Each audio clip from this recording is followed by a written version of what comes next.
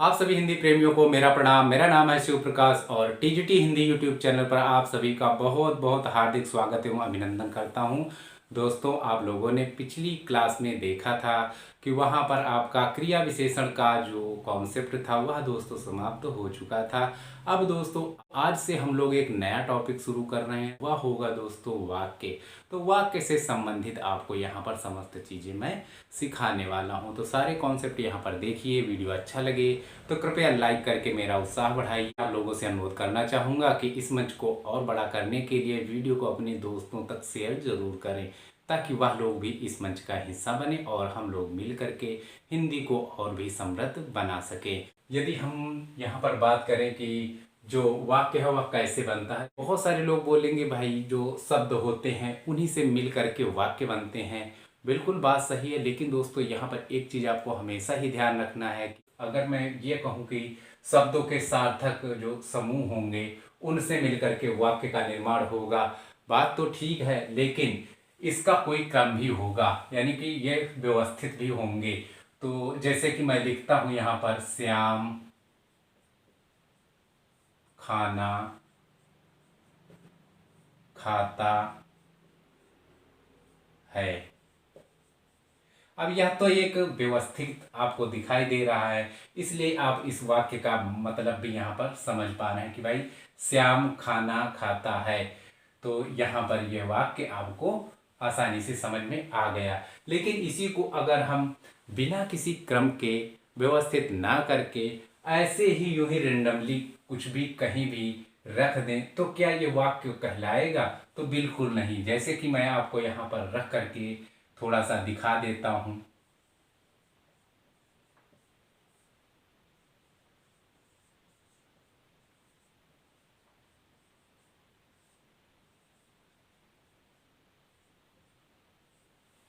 अब यहां पर आप देख पा रहे हैं जो शब्द यहां पर थे, जैसे कि श्याम खाना खाता है, उसी को उठा करके हमने अब रेंडमली रख दिया है। तो आप देखेंगे मैंने खाना यहाँ पर रख दिया है, उसके बाद है यहाँ पर रख दिया, उसके बाद में आप देखेंगे श्याम को मैंने यहाँ पर रख दिया, उसके बाद देख रहे हैं आप खाता रख दिया। तो दोस्तों इस प्रकार से आप यहाँ देखेंगे कि ये जो आपका वाक्य बना है खाना है श्याम खाता। अब इसका क्या आप सही मतलब निकाल पा रहे हैं? क्या ये किसी क्रम में है? तो बिल्कुल नहीं दोस्तों। तो जब तक कि आपका जो वाक्य है उसमें जो भी आपके शब्द आएंगे वह दोस्तों आपके एक तो होंगे सार्थक, दूसरा ही क्रमबद्ध भी होंगे। कहने का मतलब जिसका क्रम जिसके बाद आता है, अगर आपका पहले कर्ता आता है, फिर कर्म आता है, फिर क्रिया आती है, तो इसी प्रकार से ही आएंगे। तो ये आप इसका मोटा मोटा ओवरव्यू समझ चुके हैं। तो दोस्तों अब हम आगे इसी में लिखा देते हैं ताकि आपको थोड़ा सा यह कॉन्सेप्ट समझने में आसानी रहे। तो आपको यहाँ पर ध्यान रखना है वाक्य के अंतर्गत की शब्दों के सार्थक समूह को वाक्य कहते हैं। दूसरी चीज, एक पूर्ण अर्थ प्रदान करने वाली व्याकरणिक इकाई वाक्य कहलाती है। साथ ही दोस्तों तीसरा अगर पॉइंट आप याद रखें जो कि है कि वाक्य वह व्याकरणिक इकाई है जिसमें उद्देश्य एवं विधेय दोनों होता है। अब इन सब के बारे में हम यहाँ पर स्पष्ट तरीके से आपको समझाएंगे। तो दोस्तों यहाँ पर हम थोड़ा सा चर्चा कर लेते हैं। तो जैसा कि मैंने आपको वाक्य का संक्षिप्त परिचय दे दिया था, अब यहाँ पर हम थोड़ा सा आपको विधेय के संबंध में या उद्देश्य के बारे में, इन दोनों के बारे में चर्चा करते हैं। तो दोस्तों जैसे कि उद्देश्य मैंने यहाँ पर आपको लिखा है उद्देश्य, दूसरा लिखा है विधेय। उद्देश्य क्या है, विधेय क्या है, वो भी यहाँ पर हम देख लेते हैं। तो भैया उद्देश्य,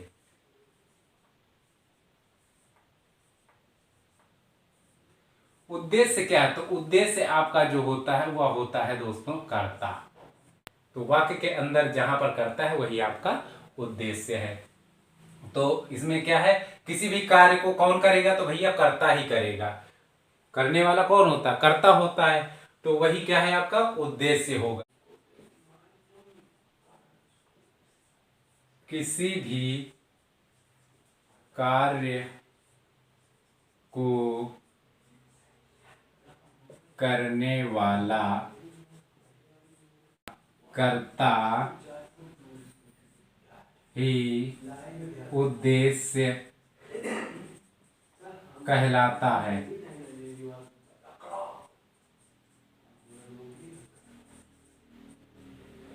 तो ये तो हो गए उद्देश्य की बात। इसी तरह से अगर हम विधेय की बात करें तो अब जो भी कुछ बच गया है, अब कर्ता है उसको निकाल लीजिए, उद्देश्य को निकाल लीजिए तो विधेय बच गया आपका। तो यहां पर हम देख लेते हैं विधेय। विधेय के संबंध में आप देखेंगे तो इसमें बाकी बचा हुआ अन्य जो भी कुछ है, यानी कर्ता के अतिरिक्त, यानी कि उद्देश्य के अतिरिक्त, तो इसमें कर्ता के अतिरिक्त को हम शामिल करते हैं। अब यहां पर कर्ता के अतिरिक्त, तो भाई कर्ता के अतिरिक्त क्या बचा है? तो कर्म बचा है और क्रिया बची है। वाक्य में कर्म व क्रिया को विधेय कहते हैं।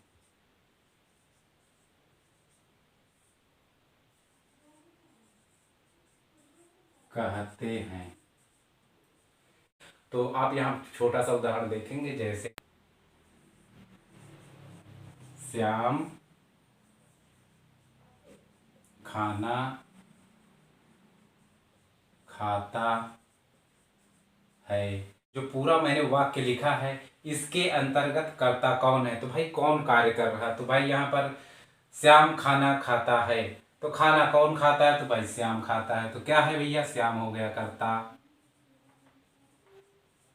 उसके बाद दोस्तों आप देख रहे हैं कि इसमें क्रिया क्या हो रही है? तो खाने की क्रिया होता है, यानी खाता है, तो ये आपका है क्रिया।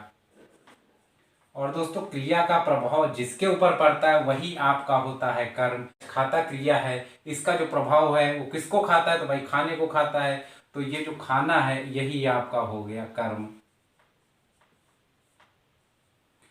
तो आप यहां पर देख पाएंगे जो कर्ता आपका हुआ, तो ये क्या है आपका? तो भैया ये बन गया आपका उद्देश्य। इसके साथ ही अब आपका बचा हुआ क्या है? तो आपका कर्म बचा और क्रिया बचा, तो भैया इसको, इस पूरे को आप क्या कहेंगे? इस पूरे को आप कहेंगे विधेय। मेरे ख्याल से अब आप लोग समझ गए होंगे। हालांकि आप लोगों को बस इतना ही ध्यान रखना है कि जो कर्ता होता है वही आपका उद्देश्य होता है, बाकी बचा हुआ सब विधेय होता है। तो मेरे ख्याल से तो ये बहुत ही आपको सरल लगा होगा। तो ये है आपका उद्देश्य और विधेय का जो कॉन्सेप्ट है, तो ये आपने यहाँ पर देख लिया है। यहाँ पर एक छोटा सा चीज और मैं आपको बता दूं ताकि आप लोग थोड़ा सा समझ जाएं। अब जैसे कि हम कोई वर्ण लिखते हैं, आप देखते हैं वर्ण, तो वर्ण में क्या होता है? तो आप देखते हैं जैसे हमने कोई का लिख दिया, तो एक का क्या है? ये वर्ण है भाई। तो अब एक का जो है जब दो या दो से अधिक वर्ण मिलेंगे तब एक शब्द बन जाता है, जैसे कि काम। आप देखेंगे काम, ये कैसे बना? तो आप देखेंगे क प्लस आ प्लस म, ये आधा है, प्लस आ। तो दोस्तों यहाँ चार ये जो वर्ण हैं, इन चारों के एकत्रित होने से यानी संगठित होने से यह दोस्तों काम शब्द का निर्माण हुआ है। लेकिन वर्ण अगर देखा जाए तो ये आपके हुए वर्ण, और यहां पर जो ये काम यानी ये शब्द लिखा, तो ये क्या बन गया दोस्तों? ये है शब्द। अब दोस्तों ये शब्द तो बन गया। अब इसी प्रकार से दोस्तों इस शब्द को आप लोग पद भी कहते हैं। ये जो शब्द है जब यही किसी वाक्य में प्रयोग हुआ, अभी तो ये शब्द है दोस्तों, जब ये सिर्फ इतना अकेला सा कहीं भी लिखा मिल जाएगा, अकेला मतलब किसी वाक्य में प्रयोग ना हुआ, सिर्फ ऐसे ही लिखा हुआ काम, ठीक है, तो ये हो गया काम, यानी कि ये एक शब्द है। लेकिन जब इसको हम उठा करके किसी वाक्य में प्रयोग कर देंगे तब दोस्तों इसको हम पद बोलेंगे। जैसे कि मैं यहां एक छोटा सा उदाहरण लिख लेता हूं, जैसे श्याम काम करता है। अब दोस्तों यहाँ चूंकि यहाँ पूरा वाक्य इस समय आपको दिखाई दे रहा है और पूरा वाक्य जो लिखा गया उसमें लिखने के बीच में आपको या कहीं भी आपको यह जो काम शब्द यहाँ पर उठा करके लाया गया है यानी कि रखा गया है। तो अब दोस्तों अगर यह किसी वाक्य में लिखा है तब अगर हम इस काम को पूछे कि ये क्या है, मतलब ये क्या कहलाएगा, तो इसकी पहचान होगी दोस्तों पद के रूप में। यानी कि ये काम जो लिखा हुआ है यह शब्द ना होकर के अब यहाँ पर यह अपनी अलग पहचान यानी कि पद के रूप में जाना जाएगा। तो यह शब्द और जो पद है इन दोनों के बीच में क्या अंतर है वह दोस्तों मैं यहाँ पर बता रहा हूं। अब यहाँ पर हम लोग जो वाक्य के अंग हैं उनके बारे में देखा, यानी कि हम यहाँ पर देख रहे थे वाक्य के अंग, जिसमें कि आपने देखा था जो आपका एक था उद्देश्य और दूसरा था आपका विधेय।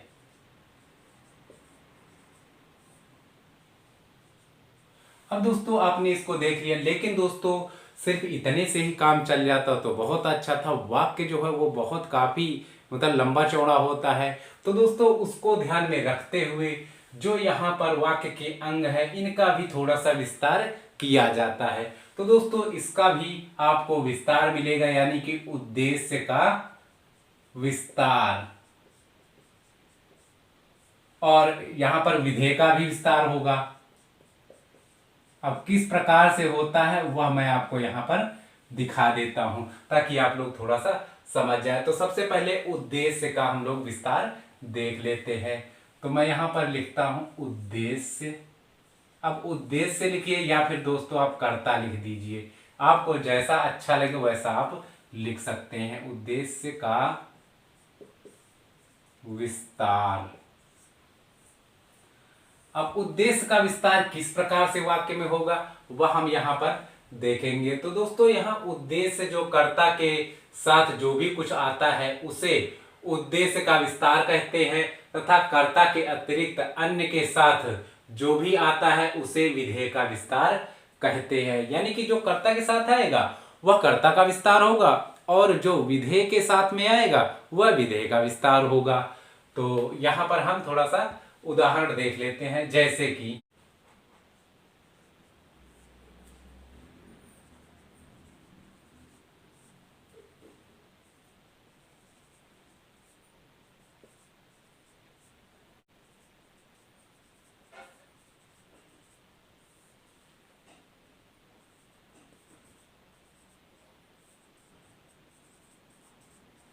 अब यहां पर हमने लिखा पतला आदमी बहुत तेज साइकिल दौड़ाता है।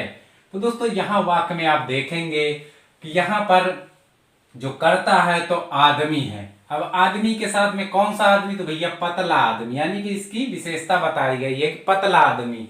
तो दोस्तों आपने देखा ये तो आपका करता है, ये आपका आदमी तो करता है, और ये जो आपका पतला लग गया ये आपका क्या हो गया भाई, कर्ता का विस्तार हो गया, यानी इसको और आगे फैला दिया गया है तो ये आपका विस्तार हो गया। इस प्रकार से इतना ये आपका क्या हो जाएगा, तो ये आपका हो जाएगा उद्देश्य का विस्तार। अब चाहे आप उद्देश्य का विस्तार कह लो या कर्ता का विस्तार, हालांकि उद्देश्य लिखेंगे तो थोड़ा सा ज्यादा अच्छा रहेगा। तो ये हम लिखेंगे उद्देश्य का विस्तार। जो हमारा उद्देश्य होता है यानी कि कर्ता होता है उसको हम यानी कर्ता को ही उद्देश्य कहते हैं, यानी जो कार्य करने वाला होता है उसको उद्देश्य कहा जाता है।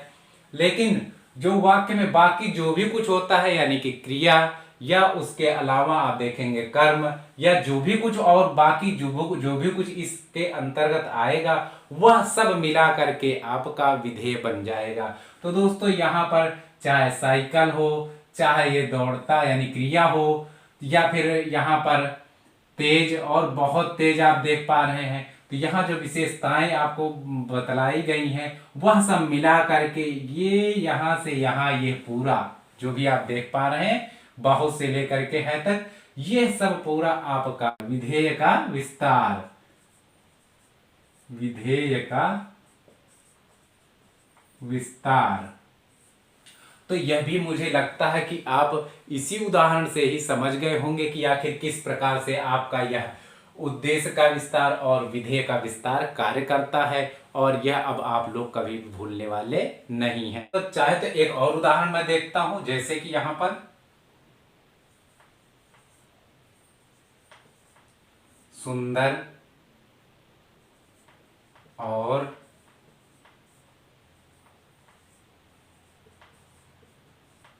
सुशील लड़का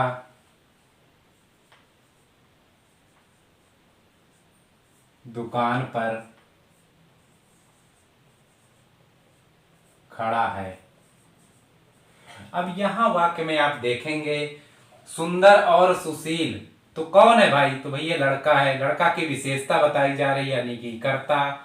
इस वाक्य में आप देखेंगे दुकान पर कौन खड़ा है? दुकान पर लड़का खड़ा है, तो लड़का क्या है? कर्ता है। अब कर्ता की यहाँ पर विशेषता जो बताई गई है, जो कि कर्ता का विस्तार किया गया है, ये कर्ता के बारे में ही कहा गया है। तो आप देखेंगे यहाँ चाहे सुंदर और सुशील, ये दोनों इसके विशेषण यानी विशेषताएं बताई जा रही हैं, तो ये इसका विस्तार हो गया है। किसका? तो दोस्तों कर्ता का।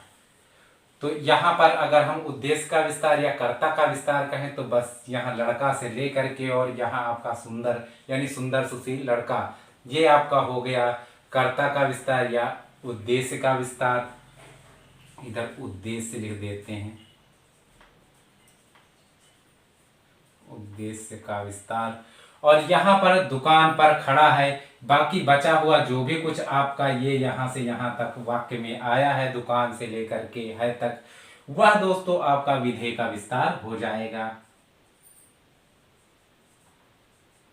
विधेय का विस्तार। तो आपने देखा यह जो कॉन्सेप्ट है वह कितना अच्छा और कितना बढ़िया है, और आपको मुझे लगता है कि मैंने जो भी कुछ यहाँ समझाया वह बिल्कुल ही समझ में आ चुका होगा। एक थोड़ा हम अलग प्रकार का भी उदाहरण ले लेते हैं, ताकि आपको और भी ये जो कॉन्सेप्ट है अच्छे से समझ में आ जाए। तो मैं यहाँ पर लिखता हूं देवकी नंदन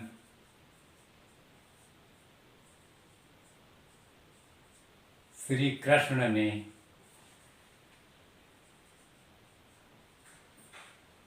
अपने मामा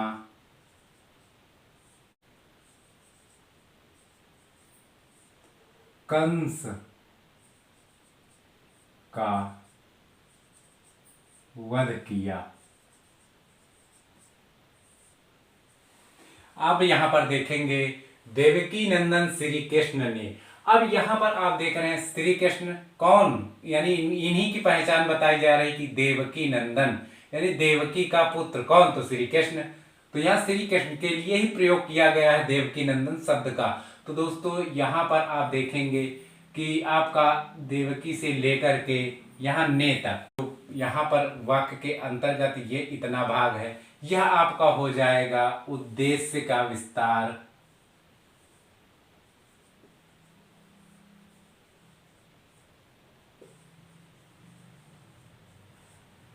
वहीं दोस्तों अपने मामा कंस का वध किया। बचा हुआ कर्ता के अलावा बचा हुआ जो भी कुछ आपका है वह दोस्तों सभी का सब पूरा ही वो आ जाएगा विधेय का विस्तार। विधेय का विस्तार।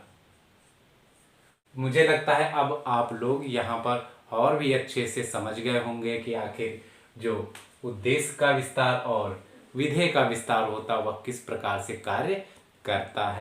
तो दोस्तों यहाँ पर मैं आज इस कक्षा को यहीं पर विराम देता हूँ। तो अगला जो वीडियो हमारा आएगा वह आएगा दोस्तों वाक्य के भेद के अंतर्गत। वहाँ पर हम लोग वाक्य के भेद के बारे में चर्चा करेंगे, उस कॉन्सेप्ट को भी अच्छे से कवर करेंगे। उम्मीद करता हूँ जो भी कुछ मैंने आज आपको यहाँ पर समझाया है वह आप लोग समझ गए होंगे। यदि आपको यह वीडियो अच्छा लगा हो तो कृपया वीडियो को लाइक करके हमारा उत्साह बढ़ाइए। साथ ही दोस्तों इस वीडियो को अपने दोस्तों के साथ शेयर करके उन्हें भी इस मंच का हिस्सा बनाइए, ताकि हम सभी लोग मिल करके हिंदी को और भी समृद्ध बना सकें। तो मिलता हूँ बाकी बचे हुए कॉन्सेप्ट के साथ में आने वाले अगले वीडियो में। तब तक के लिए जय हिंद, जय Bharat. TGT Hindi YouTube channel को देखने के लिए आप सभी का बहुत बहुत धन्यवाद।